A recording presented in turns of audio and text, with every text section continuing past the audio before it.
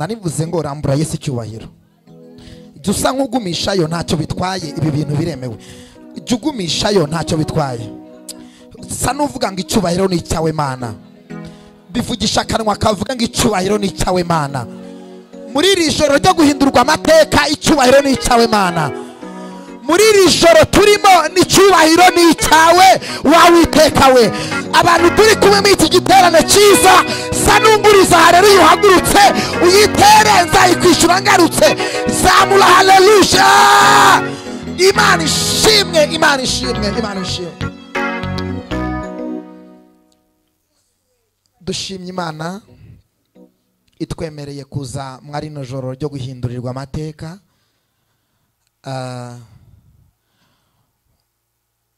Amazina nitwa Rukundo Emmanuel. Mbere ya byose nshimiye ubuyobozi bw'itorero bwatugira icyizere.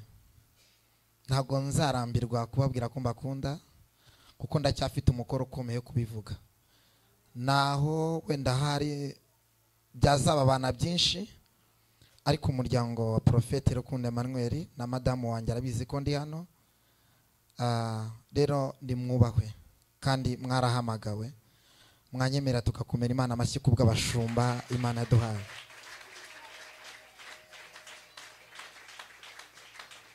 Kabiri ndashimira mu Marionnaire, nayo Imana impa umugisha. Pastor Imana ibaha umugisha, mwese Imana ibaha umugisha. Uyu munsi rero munyemerere, ahantu uburi n'uri kumva wicaranye n'umuntu utari kumva iby'Imana, uri muri cyicaro ariko ikibero cy'Imana kigaragare turi hano hantu. Haleluya. Tugiye kubanza dusoma amagambo y'Imana y'uyu munsi Imana yashyize ku mutima wanjye. Turasoma ubutumwa bwiza uko bwanditswe na Mariko, igice ni cya 2. Ndahera ku murongo wawo mwiza wa mbere ndageza ku murongo wa 6. Hagira hatya hati, ndasubiramo ubutumwa bwiza uko bwanditswe na Mariko, ni igice cya 2. Ndahera ku murongo wawo mwiza wa mbere ndageza ku murongo wa 6. Hagira hatya hati, umutwe w'amagambo uravuga ngo Yesu akiza ikirema gihetswe n'abantu 4. Nuko hashize iminsi asubira i Kaperinawumu, bimenyekana yuko ari mu nzu. Benshi bateraniraho, buzura inzu barenga no mu muryango. Nuko ababwira ijambo ry'Imana. Haza abantu 4 bahetse ikirema, ariko babuze uko bakimwegereza, kuko abantu bahuzuye basambura hejuru y'inzu aharinganiye naho ari. Bamaze kubapfumura, bamanuramo ingobyi ihetswemo icyo kirema. Yesu abonye kwizera kwabo, abwira ikirema ati, mwana wanjye, ibyaha byawe urabibabariwe. 6. Ariko hariho abanditsi bamwe bicayemo biburanya mu mitima yabo bati, nimwakire neza ijambo ry'Imana. Narivuze ngo nimwakire neza ijambo ry'Imana. Turongeraho Zaburi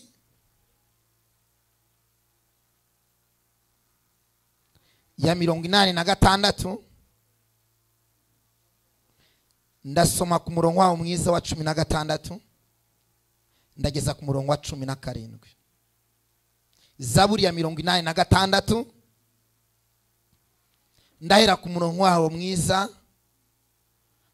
wa 16 ndageza ku murongo wa 17.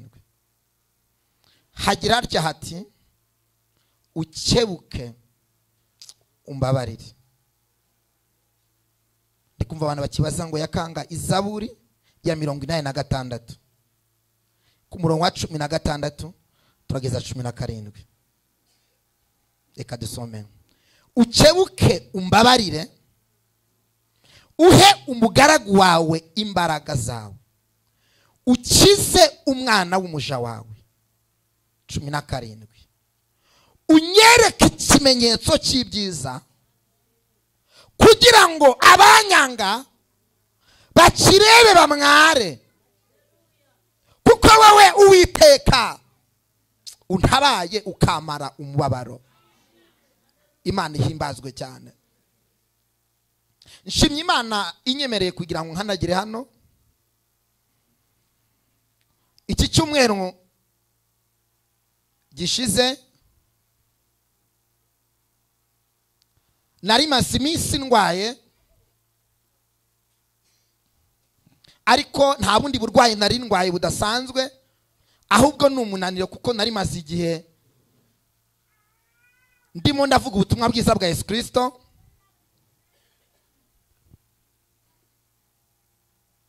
Umubiri wanjye warunaniwe ku buryo numvaga nari ngiye gufata nk'igihe kingana nk'icyumweru ndimo ndaruhuka. Ariko mu minsi yari tambutse ntiyarirenze 2 ndimo ndaruhuka, nza kumenya amakuru meza yuko nza kugera hano. Umutima wanjye n'umubiri numvaga mfite intege nkeya pe, ariko umwuka undimo akanyemeza ko ngomba kuganira namwe. Iri joro ryo guhindurirwa amateka, birashoboka ko hano haciye abigisha benshi, kandi mwumvise amagambo menshi akomeza imitima yanyu. Njyewe nahagurukijwe n'Imana irambwira ngo nintangarize iri torero. Iminsi iba myinshi, ubutumwa buratambuka, ubuhanuzi buratambuka, ariko iki cyo shaka kuvugana nawe ni ijambo rivuga ngo Imana igiye kuguhindura amateka mu buryo budasubirwaho. Igiye kuguhindura amateka ariko mu buryo bufite n'ibimenyetso.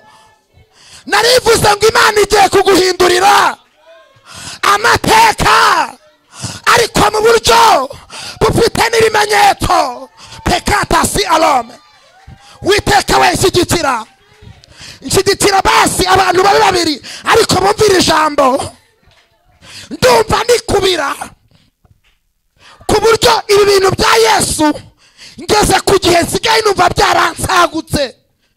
Ndikumva ndikubwira Yesu ngo nantize ku mbaraga gakeya muri iki gihe cy'ubuyobe, muri iki gihe abahanuzi bari guta agaciro, muri iki gihe ivuga butumwa bari kuryanariza, muri iki gihe tuvuga ngo niko byahoze.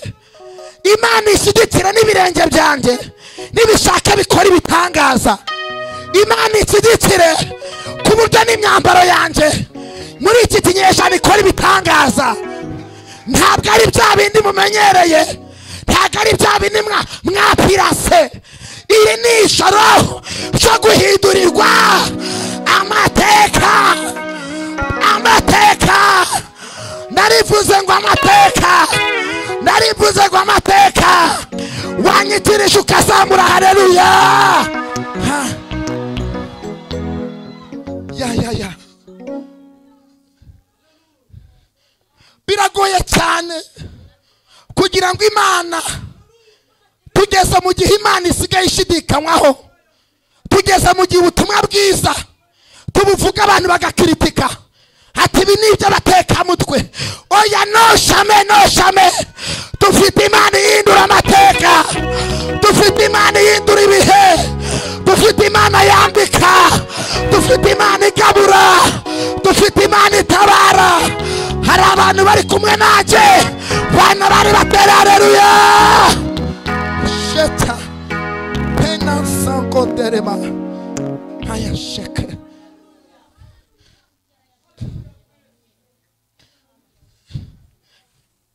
mfite ubuhanuzi bwinshi muri hangana, ariko reka ninjire mu ijambo. Njyewe iyo mvuka ndugu yangu, nta mateka nta w'iwacu wigeze akurikiranwa nk'uko isi yose nkurikiranye. Reka mbabwira akantu gakaze. Murahari cyangwa mwatashe? Wabaye umwe ukantiza amaso nkakwibwirira, wowe ndeba uwo muntu mureke. Njyewe navutse mu muryango uciriritse, ibi ntabwo nzabura kubivuga. Iwacu amateka y'iwacu njyewe ndayibuka, kuko mama ngo antwite, mukuru wanjye niwe yarari yambwiraga amateka, akambwira ngo mama ntwite, ngo igihe cyarageze kubera yuko inzu twabagamo yari ifite ikibazo cy'uko yavaga, yari inzu inahomesheje ibyondo, sinyarina kubivuga. Noneho mama ntwite, imvura ikagwa ikamunyagira ntwite. Ababyeyi bazi uko gutwita bimera babyumva kabiri. Ibwo ngubwo si uyu muntu utarufite aho kuba, kurya byo byari byoroshye, byari hatari. Akimara kushiza ku isi hashize amezi 3, Rukundo Emmanuel amaze kushiza ku isi abarapfuye. Bidatinze papa wanjye nawe abaciyeho kubw'amateka tuziranye. Noneho Imana ariko ikaba yaravuganaga na mama akintwite, ikavuga ngo umva, mu bana utwite no mu bana wabyaye, uyu bucura we azakora ibara. Kubera iki? Imana izamukoresha iby'imiryango itakoze, uyu we Rukundo Emmanuel Imana izabimukoresha. Murahari cyangwa mwatashe? Murahari barokore cyangwa mwatashe? Muri hangana protokole mumbe bugufi ya, kubera ko ibintu byo guhagara kwa tuti mbaye mbisaba uburenganzira birahindutse. Ngeze mu yindi dimension, ngiye kwisanzura abanyakubahwa, mbisaba uburenganzira kuko ndabizi ko bitemewe. Shigikira utere haleluya nshuti yanjye, shigikira Imana ishimwe.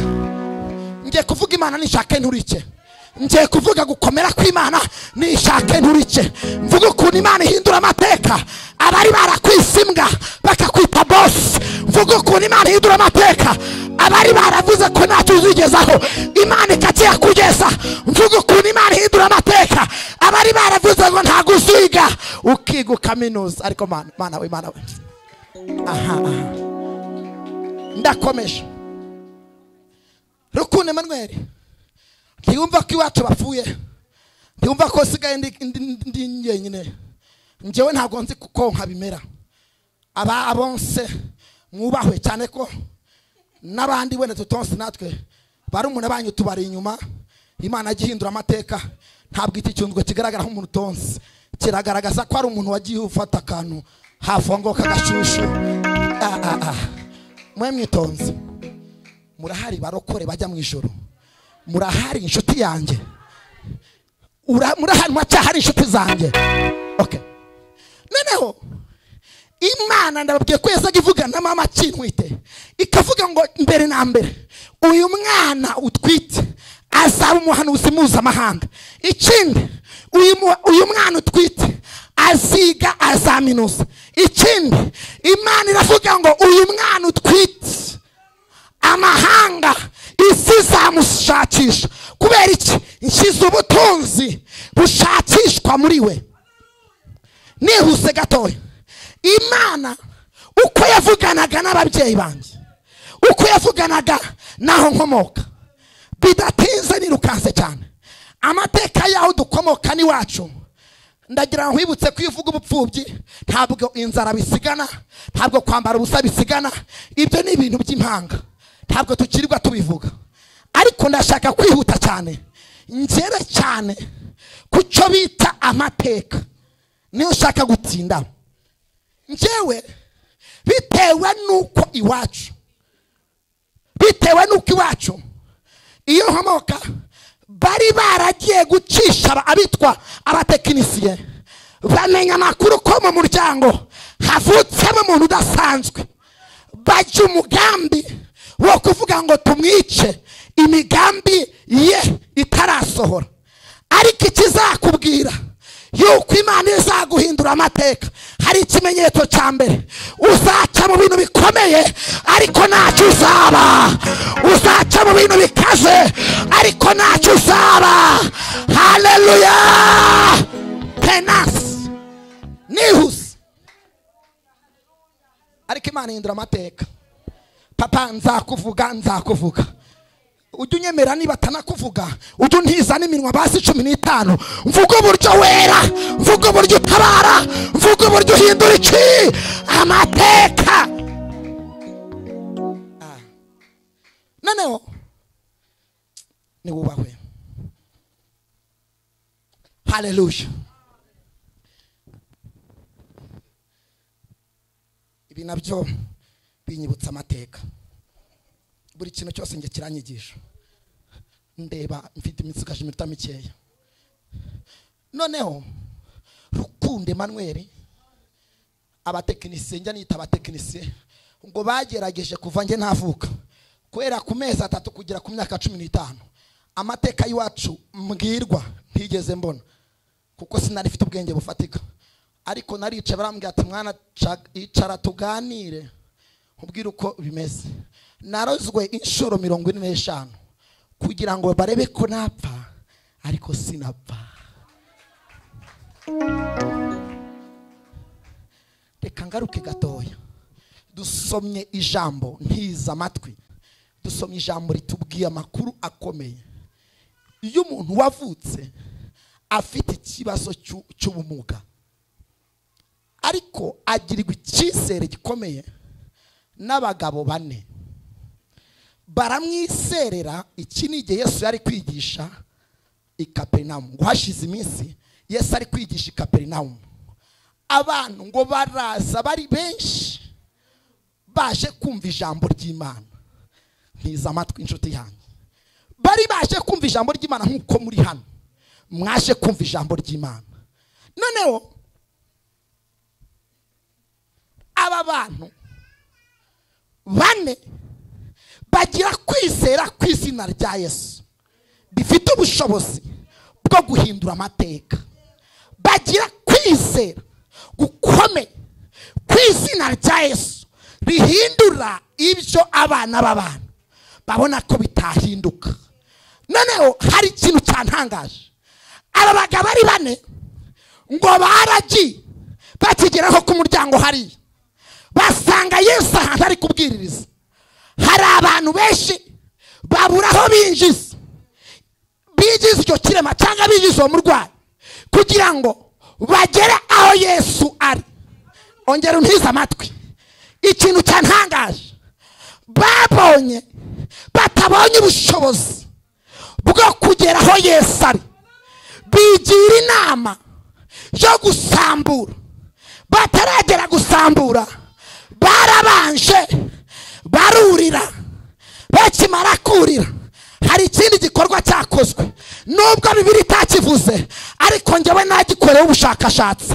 Ntago bapfuye gupfumura cyangwa gutobora aharinga n'ahantu Yesu ari batabanje kumviriza, kugira ngo bumve ijwi ryaho umwana w'intama Yesu Kristo arimo aravugira. Mana nshigikira, ndafashijwe. Noneho ikintu cyantangaje, ngo bakimara kuzamura aharinganiye naho Yesu ari, muri centre cyaho Yesu ari, muri centre cyaho Yesu ari, muri iri joro ndimo ndahanura ubuzima bwawe. Witinya, waje ahantu Yesu ari. Witinya, waje ahantu Yesu ari. Amateka yawe agiye guhinduka, ubuzima bwawe bugiye guhinduka. Ndimo ndahanura bugiye guhinduka. Hari ababyeyi Imana ihinduriye ubuzima, hari abagabo Imana ihinduriye amateka. Nshigikira uhaguruke utere haleluya. Yesu mwene Dawidi, bibwira umuntu ugusekera utagusekera umureke. Mubwire ngo wari uzi n'ikindi amateka yawe yahindutse.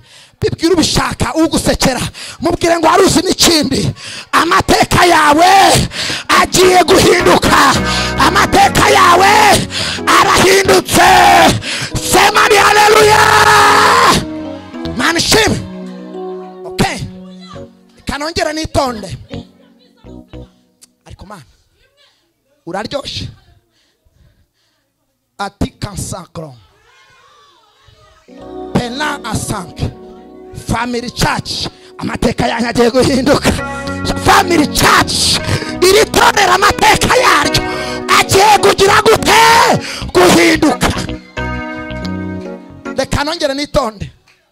Noneho ngo barasambura bajya ahantu centre aharinganiye naho Yesu ari. Bisobanuye ngo hari abandi bapfumuye ariko ntibapfumura aho Yesu ari. Iki ni igisobanuro simusiga kigaragaza ko no muri uyu murimo dufite abantu ariko bapfumuye barahushije. Barahushije kuko yuguye ahantu Yesu ari. Umva ikintu yahise akora. Ntiza ngeze ntangiye kugeraho bikomeye. Ngiye kuvuga ibintu bitanu iyo Yesu aguhindura amateka akora bitandukanye n'ibyo abandi bantu bakora. Uracaha n'inshuti yanjye, uracaha n'inshuti y'umusaraba. Mana nkorera. Haleluya. Ari ikintu cya mbere Yesu yahise akora. Icya mbere yaramubwiye ngo umwana wanjye, my son, ibyaha byawe urabibabariwe. Aka kantu nkujya muri dimansiyo y'abakire uzunguza umutwe gusa uvuge ngo très bien Jésus. Vuga ngo très bien Jésus. Ko mutabikora vuga ngo très bien Jésus. Aka kantu ujye ugakora kuko kararyoshye. Vuga ngo très bien Jésus. Aha. Ibyaha byawe ugize gute urayabara. Icya mbere Imana ihinduye amateka yawe. Ikintu cya mbere Imana ibanza gukora, imbabazi z'Imana iziguhoraho. Imbabazi z'Imana izikuzaho. Birasobanuye ngo Yesu uhindura amateka aravuze ngo nimwakire imbabazi z'Imana, nimuzakire mu izina rya Yesu. Twongeye gusoma irindi jambo biratubwiye ngo ukebuke. Reka baza nde kwa kantu ugira gute ukebuke, unkebuke, umbabarire, uha umugaragu wawe imbaraga, ukize umwana w'umuja wawe. Imana we unkebuke, unkebuke, unkebuke, unkebuke, unkebuke, unkebuke. Mbega Imana ikebuke. Aha. Uri kuyishaka ntuyibone. Umaze iminsi usenga ntuyibone. Umaze iminsi ushaka ikimenyetso warayibuze. Ariko mu mateka Imana igiye kuguhindurira. Hari ikintu Imana igiye gukora. Mana. Iki cyo ngiye kukivuga ndi muri 12 y'ubuhanuzi. Imana igiye gukebuka. Igiye gukebuka. Igiye gukebuka. Igiye gukebuka. Igiye gukebuka. Igiye gukebuka. Igiye gukebuka. Ha. Ndahanuye wari umaze iminsi warayibuze ariko irakebutse kubakira urugo. Wari umaze iminsi warayibuze irakebutse guhaye visa. Wari umaze iminsi warayibuze irakebutse irakubakiye. Wari umaze iminsi warayibuze irakebutse itanze agakiza. Haguruka userebre utera haleluya. Mana uha umugaragu wawe imbaraga, ukize umwana w'umugaragu wawe, unyereke ikimenyetso, unyereke ikimenyetso. Ndashize ngiye gusoza.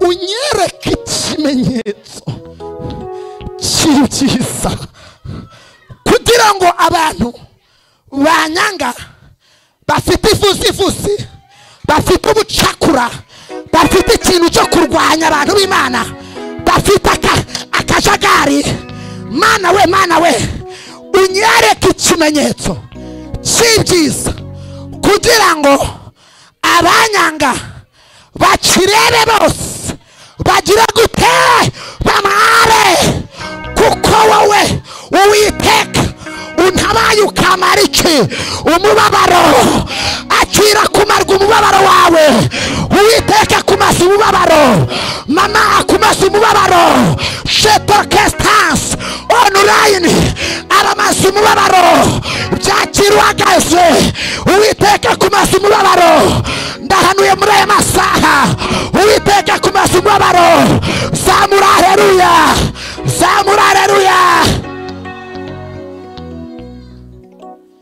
mugira ngo feretasiyo umwana kumasa umubabaro bigire nk'abantu 10 ababishaka kandi ubikora yicaye umwihorere bikore abantu bahagaze mugira ngo feretasiyo Uwiteka kumasa umubabaro mana ya Abrahamu feretasiyo Uwiteka kumasa umubabaro feretasiyo Uwiteka kumasa iki umubabaro byacire Uwiteka guhindura iki amateka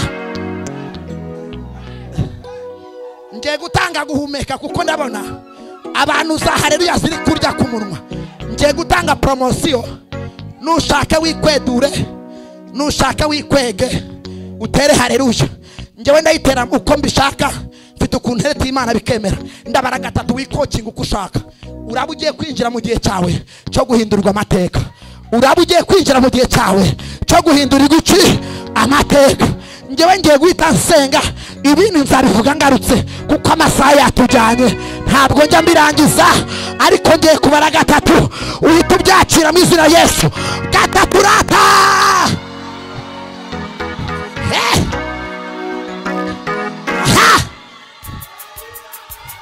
Imana ishimwe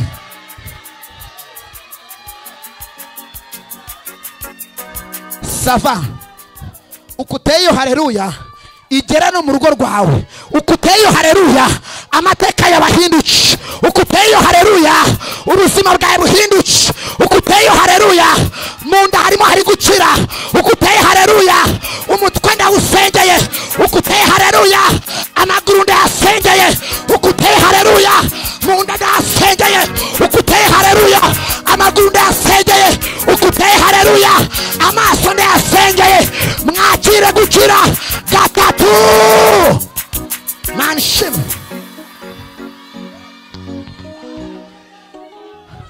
muhagare mbabwira ahantu ngiye gusengera icyambere y'Imana igutindura amateka imbabazi zayo zirakugota kabiri iguhindura izina iguhindura iki izina gatatu mana gatatu ikindi kintu Imana ikora mu buryo bushya abantu batari biteze ako kantu wakumvise mu mateka Imana igiye guhindura igiye gukora mu buryo bushya abantu batari biteze iherutse gukora mu buryo bushya ngiye kumva numva telefone iravuze muri wa rukundo avukiye ahandi ntigeze ndonda ngo mparangize kubw'igihe njya kumva numva telefone iravuze baravuga ngo alo nyakuba profete twagutekerejeho twitonze twagutekereje tugize gute ndeba ngiye kubisereburira abasimu bashe batandaraje ngo twabitekerejeho twitonze ngo mubavuga butumwa bari mu iki gihugu bari hehe muri iki twabitekerejeho tubona ko ari wo ugomba kuza mu ijoro gisa na mitima mbaza ngo hehe mbikubwire se mbaza ngo hehe nababwiye kuko nye naje muri hano Christian Family Church ngewe nakira ibintu bishya wabyemera utabyemera amateka yawe agiye guhinduka noneho numva ngo kuri Radio Rwanda ndimpavuga bitewe naho ukomoka wumva kari ibintu bisanzwe ngewe birakaze nduguyangu birakaze niyo mpamvu ubona nabyimbye meze nka dendo hari ukuntu mbyima nkavuga utwite nawe uri mu ijuru wubahwe aha ndahamagarwa Rukundo wakubititse, Rukundo wa mana wicwe n'inzara, Rukundo wagiye gusenga amasengesho y'iminsi 7 ngo asaba ibiryo ndugu yangu, ibiryo mwana, kandi narize naraminuje ariko na deposa bikanga. Nituvuga ngo biranga mujye mwemera, ntabwo ari uko turabaswa, ndumwe mu bantu biza ariko bagiye bagerageza bikanga. Hari igihe byanga bitewe n'amateka, ariko Imana ihinduye amateka. Ababonye ko Imana idashoboye baravuga ngo igize guterata irashoboye. Ngiye kubona mbona ndahamagawe singe wahera nihuse, mpamagara na telefone y'icyubahiro mbaza ngo byagenze bite. Nihuse njya kubona mbona imodoka, avuga ngo imodoka ariko awi mbona imodoka ariko itabona, avuga ngo itabona ariko inyisangira iwanjye mu rugo aho ntuye. Igisubizo cyawe kizakwisangira mu rugo, kizakwisangira mu rugo. Si ngombwa kugira ngo ugitegere cy'ubwacyo kizizana, ni ibisubizo bigiye kwizana mu izina rya Yesu. Mana we nshyigikira. Nihuse singe wahera nagiye kubona nisanga ninjira rega muri studio. Ntarajya muri studio nabanje guhera kuri gate, vuga ngo kuri gate ariko nsanga n'izina ryanjye ririyo. Rigize gute? Rigize gute we? Nzamuka no muri esanseri, dore uko bandeba. Ndihuta ngiye gukingura urugi, bisa nk'ibinanira gatoya, nsanga urugi kuntu barufungura, vuga ngo automatique ariko bakanda ku gikuta, dore uko bandeba. Uzi ko nubwo nari narizo ubwenjeniyeri nahageze nkavangirwa, hari igisubizo Imana izaguha ukavuga ngo ninjye cyangwa si njyewe. Nubwo utazwi ariko amateka yawe agize gute? Arahindutse, arahindutse, arahindutse, arahindutse, arahindutse, arahindutse. Zamura haleluya. Hasheketa. Singe wahera nsoreje kwiri jambo rivuga ngo ukiva hano ugiye kwakira ikimenyetso cy'ibyiza. Amateka yawe arahindutse, abakwanga bagiye kumwara. Akira ikimenyetso cy'ibyiza, cyakire, cyakire. Akira ikimenyetso cy'ibyiza mu rugo rwawe, cyakire. Aho utuye cyakire. Celebra utera haleluya. Mubwire ngo akira ikimenyetso cy'ibyiza. Waza ugasenga nyakubahwa, ngewe singiye ko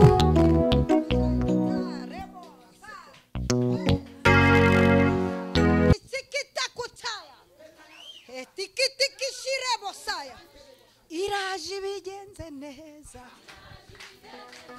iraje bigenze neza.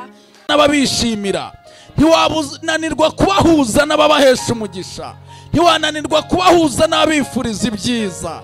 Ntago byakunanira waraduhuje n'Imana. Niyo mpamvu mbasengeye ngo ubahuze n'umugisha wabo, ubahuze n'ibyiza bari barabuze. Mu izina rya Yesu ndabasengeye ngo muhure n'imigisha yanyu, muhure n'amahirwe mwari mwarabuze, mugeraho mwari mwarananiwe kugera.